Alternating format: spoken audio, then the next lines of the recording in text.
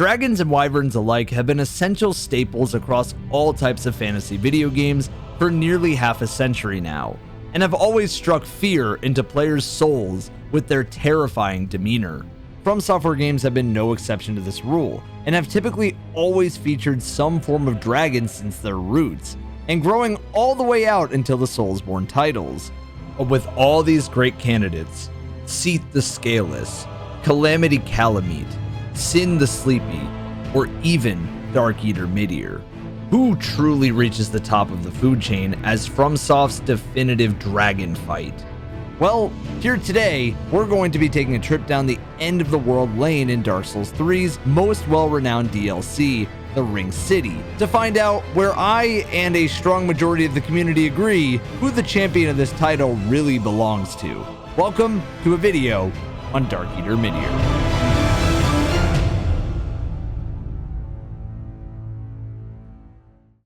Witnessing the world in chaos, trudging along a long and laborious poisonous swamp to be met with the twin chaos demons, and being granted a flaming welcome into the city by the towering Adjudicator was, and still is, no easy feat for a player experiencing the Ring City DLC for the first time.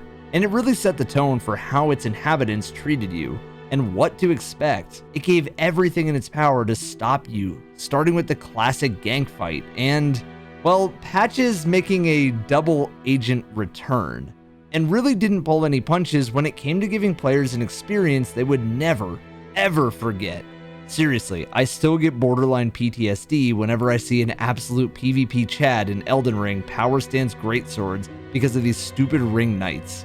Each next moment gave you the true Dark Souls experience, and while of course it could be very discouraging for a lot of the player base, many of the moments induced an ethereal, yet kind of existential awe, whilst taking in the sight of how far you, as the Ashen One, had come.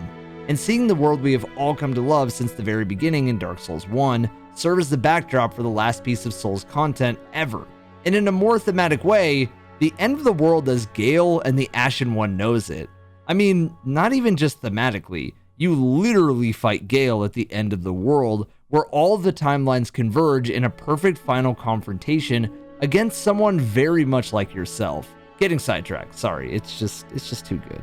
Anyways, despite each new area the player goes through, with all of its grim vibes and indomitable foes, it had you fiending for the next room and a bit of content because of how well crafted and well Dark Souls it felt. While it very quickly became a speedrunning playground for the happy hob or a set of figurines Ongball liked to play with, you have to understand that this whole experience, again, while difficult, was very sentimental to longtime fans. The Dread Keep was a short walk, understanding how much in turmoil the world had become. Earthen Peak Ruins had the swamp, which was, it was a FromSoftware swamp. The Demon Prince was a great adversary, and very cool nod to the first game. The Adjudicator's barrage of fire arrows burnt and finally walking the streets of the city was mesmerizing. Finally getting to see the work and proper influence of the... And the furtive pygmy, so easily forgotten. Oh yeah, the furtive pygmy was something to behold. After spending many times fighting ring knights near the city's complementary swamps and unlocking a pretty helpful shortcut, players would be pretty keen to find a long and kind of skinny stone bridge leading up towards a keep. For those who don't know how a lot of FromSoftware's bridge stuff goes, half the time just assume there's some beaten up rocky bridge. I will pray for you in advance when it's your turn to cross, and unfortunately you're gonna have to pay the troll toll in some way. For those who do know, we understand entirely what sorts of trolls stand against the player in regards to the bridge. Nothing more fear-inducing than a dragon, and not just your run-of-the-mill sheep kidnapping one either. A mountainous, stone-scaled, deep purple monster that radiates all-consuming abyss. Now merely a relic of the past, served as a guardian of the bridge. From its perch in the distance ahead, it flies with a barrage of fire from its mouth to deter any potential threats to the city and to the Princess Leonore in her chambers. That's right, for the first and last time in Dark Souls, you are a noble knight coming to meet a princess with a dragon defending her. Though, I don't know if saving her is necessarily the plan. After the classic shield and pray behind some rocks and a few rotations of fire breath, you make it to the keep and have officially survived your first encounter with the Ring City's very own Darkeater Midir. Though, don't get too comfortable, because we're going to be meeting him again very soon. When I say a relic of the past, well, of course you could say a lot of the world as a whole is stuck in this perpetual loop of forever being a monstrous and never-changing state of ruin. But Midir's story is just too tragic not to share. A descendant from the ancient everlasting dragons raised by the gods in order to be a bastion of the royal family and defend them and the city from any outside threats from any point in time, especially the Abyss. Dragons were strong, and Midir was no exception. He wouldn't be the guardian for no reason.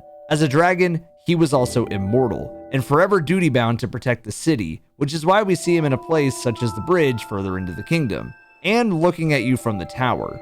Life, especially life in Dark Souls, just happens, and the city faced a plethora of attacks from all across time and space, and the Abyss eventually seeped in. Midir did everything in his power to face each onslaught to safeguard the city, and remained successful at a heartbreaking cost. He was corrupted by the Abyss, and lost his sanity, becoming nothing more than a shell of his former self. On the surface, he's just a little dragon guy, but lost himself along the way, and that's who we meet in the DLC. Which is why he's still defending the city, and doesn't remember who he is, and cannot control his power or actions in the face of unknown travelers there. Well, biting the hand that feeds you is simply not a phrase in Midir's dictionary. The gods raised him since he was an infant and gave him life in a world that was predisposed to hating dragons, and put him in such high regard. How could he, through all of this, turn on a city that gave him everything? He was so much more than the Abyss consumed him to be, and for as long as he would ever live, he was there to be the protector, no matter what happened. Him and Seath really won the best friends a man could ever have reward. Upon clearing the keep and making your way into the shared grave, where before Patches officially reveals himself, you officially take your first encounter with Midir himself, on a high bridge of land where he is holding onto the edge in order to reach you with his fire breath. Instead of actually doing strafing runs, he's actually ready to face you head on, and throws hands as a full force as he can on the bridge. Midir here features a few small attacks, such as breath across each side of the bridge as you try to position yourself, and slamming down his weight, followed by the classic Souls crowd control type moves, where he swings his claws in a quick succession across the bridge in order to catch off-guard players. He even shows off one of his most daunting attacks early, in the form of crushing fire into the Godzilla Hyper Beam move that he's known for. You may think, okay, well, how does this compare to, let's say, Kalameet? He did a strafing run, got shot down by one of the Knights of Gwyn before you face off, and does similar attacks. So what makes Midir so special? We're getting there, guys. But keep in mind, this is just the second encounter we face against him, and he's not even using his full and absolutely colossal body to his advantage. If anything, he's kind of letting us cheese him here, and honestly, even more so by standing at this spot at the edge of the cliff where no matter what he can do, he can't fully hit you. What makes it worse is that it's pretty difficult to ignore Midir here, as he'll attack you on the way to the other side. So you'll either have to let yourself be taken by his maw, or give Midir the taste of classic Souls, gravity. It is very much by design that Midir is standing here, I want to make that clear. Once you're finished waiting on him and hit a nasty stagger attack, he loses his balance and harshly falls a mile into the chasm below, giving us the freedom to move on. Midir is similar to, let's say, the ancient dragon from Dark Souls 2, in the sense that they both are optional, gigantic dragon bosses, and as you'll find out, with a lot of health. So while you could miss out on this, I and the rest of the community highly recommend that you take the chance to fight him. With all honesty, the downtime between your encounter on him and this bridge here, when you can actually fight him, is not that low. And once exploring the area before the inner city shortcut, you can find a totally inconspicuous giant open wall leading to the unknown. The Dark Souls community, known for hitting every single wall that they could, would read some messages collectively, and on the day of the DLC, would find that it wasn't just a drop down to a ring to give you extra stamina, but also a hidden wall.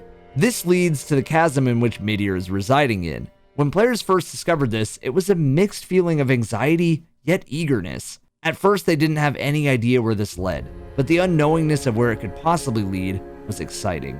Considering some other spots in the game where you'd expect to take a plunge, I'd say a lot of people were feeling pretty suspicious about this one now. For those daring few, however, prepped for their finest frost resins, they summoned Midir's dear knight friend Shira, and jumped headfirst into something close to the abyss.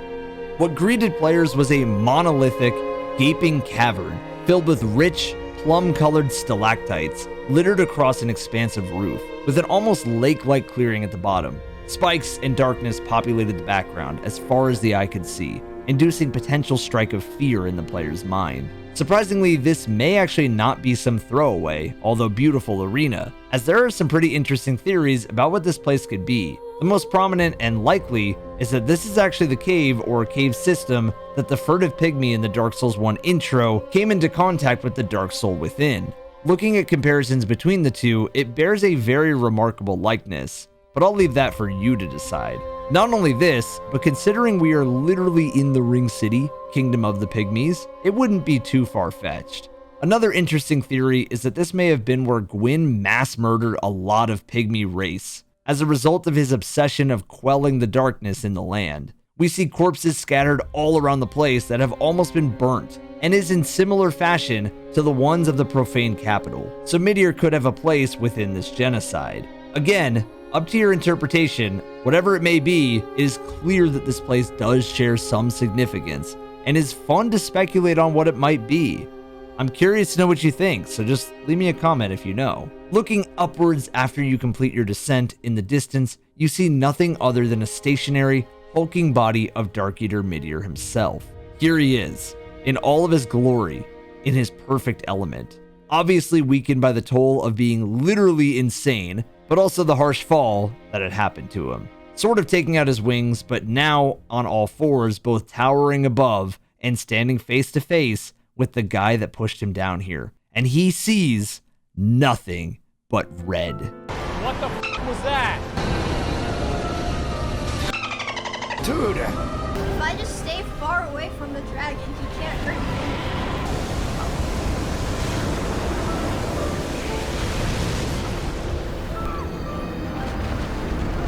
That is bold.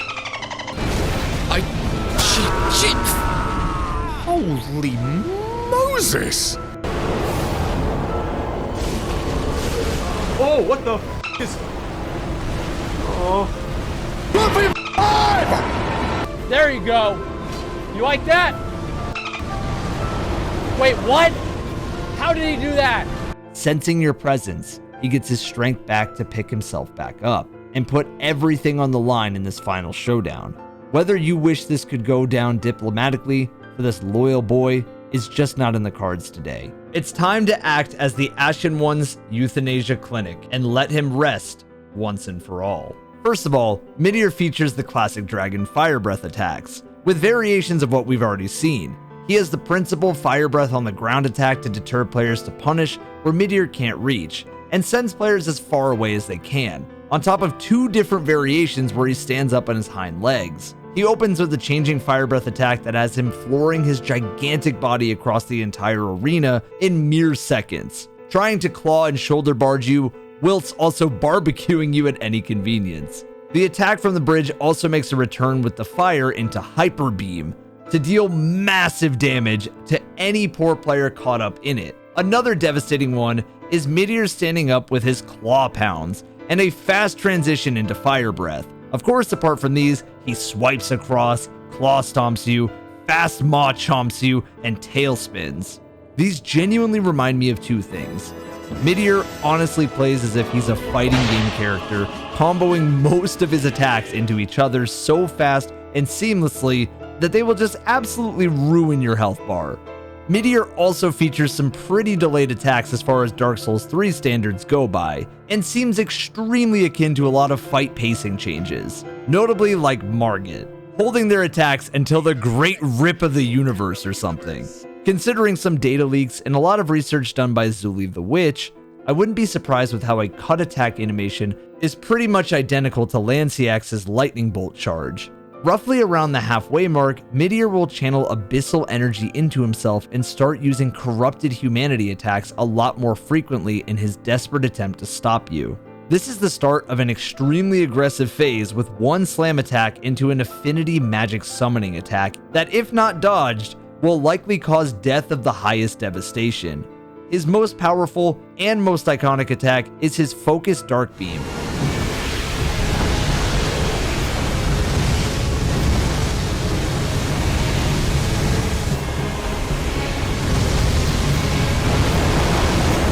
In which, likely from a disfavored distance for the player, will start charging his Hyper Beam for a few seconds, letting players run for the hills.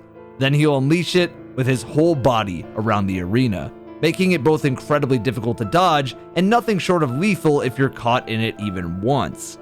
All of these attacks in tandem pose an extremely menacing moveset to all players experiencing it for the first time, and even people with some knowledge of the encounter. It doesn't make it any better that he features a rather absurd amount of health, and with all Souls dragon fights, hitting the body does even less than what hitting the head would achieve. Midir makes it tough for the player to maneuver underneath him, and because of certain attacks is able to roll catch and punish players for almost any range. The general consensus of this absolute pillar of destruction was as you'd expect. He's lightning fast, he hits like a truck, he has an inflated health bar, and oh my god, he has a second phase. The music change is phenomenal. Calling back to the combos from before, players most definitely fell victim to this, and many remarked about their health getting depleted after being caught once. A surprising amount of players made it pretty far into the fight on their first run, but were eventually felled by these sudden yet devastating attacks. Most called the encounter insane, and how could you disagree? Ignoring the times where you can see through his neck, there are a lot of cinematic moments to behold here, among them literally going toe-to-toe with an ancient dragon. Of course, as well, from any time between when the boss fight was first discovered to a few months after the Ring City's release, articles and forum posts of how to find and kill Darkeater Midir, or the secret boss battle tips, the guides to survive Midir, or even Midir is just simply unfun, started spreading across the internet. Some people claimed it was impossible, while others found it to be just the right challenge. What I'm saying is that you're fighting the Ring City's freaking protector, and the last dragon boss of the entire Dark Souls franchise. Why would it be anything less than a cataclysmic being? His affinity attack was compared something akin to Manus from Dark Souls 1, which isn't entirely far-fetched considering the attacks he employs, but come on. This further exemplifies the idea that in both the lore and his in-game demeanor, Midir lives up to the stature as probably the greatest optional boss in Dark Souls 3, aside from the Nameless King, and dare I say, the greatest dragon boss of all time? Even if Placidusax is pretty close, I gotta give it to Midir. The Ring City as a whole really set the bar for the quality of content we should expect to see in every subsequent Soulsbourne game, delivering an epic duel at the end of the world in a tragic yet beautiful arena, and an unforgettable journey to the end of time with some of the best bosses FromSoftware has ever made. Elden Ring definitely took the bar and ran with it miles away, with the most memorable names like Malenia, General Radahn, Placidusax, and more, and did away with many of the new dragon fights. But honestly, some of the previous titles harbor bosses that still hold up to this day. I'm sure that's not a hot take in the slightest, but you'll always get arguments for who is the hardest boss, between Malenia or Demon of Hatred, or what's the best ending boss between Gale or Elden Beast. And while I think a lot of them are ambiguous, I do believe the honor of the greatest dragon boss in the Souls franchise goes to Midir. In terms of manner, place in Dark Souls world, and the threat he poses to all players, it is simply a no-brainer to put him on a pedestal of the highest degree. The most loyal companion to a city with the most shrouded yet intriguing story, teetering between the brink of insanity and composure with abilities and strength that surpass even gods, and brought to the birthplace of all humanity to be laid to rest once and for all. Between the lore and players, his journey was both a tragedy and fortune to be a part of, and I'm glad that FromSoftware bestowed it to us. If you enjoyed reminiscing about one of the best Dark Souls DLCs and liked the video, be sure to hit the like button and subscribe if you want to see even more like this on the channel. Much appreciated, and much love to all of you who watch. And just thank you for being you. I'll see you next time.